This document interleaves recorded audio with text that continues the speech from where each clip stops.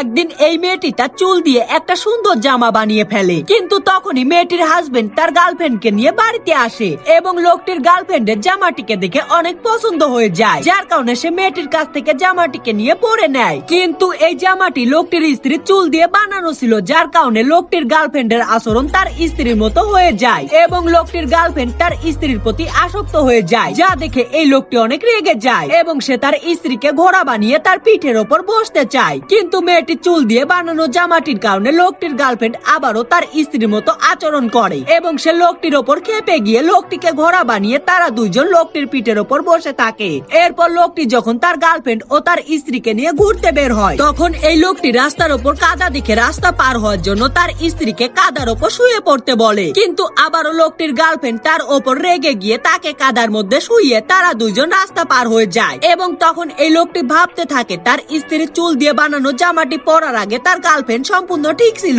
এজন্য এই লোকটি বুদ্ধি করে রাতে যখন তার স্ত্রী ও তার গার্লফ্রেন্ড ঘুমিয়ে পড়ে, তখন এই লোকটি একটা কেসি নিয়ে তার স্ত্রীর মাথা সব চুল কেটে দেয়, যা দেখে লোকটির গার্লফ্রেন্ড রেগে গিয়ে লোকটিকে বাড়ি থেকে বের করে দেয় এবং এই লোকটি বাইরে বসে কান্না করতে থাকে। এদিকে লোকটির গার্লফ্রেন্ড লোকটির স্ত্রীর চুল দিয়ে বানানো জামাটিকে খুলে ফেলে এবং সে লোকটির স্ত্রীকে জড়িয়ে ধরে, কারণ তারা দুইজন ছোটবেলার বন্ধু ছিল এবং লোকটির গার্লফ্রেন্ড তার বান্ধবীকে দেখে চিনতে পেরে লোকটির সঙ্গে এই নাটকটি করেছিল।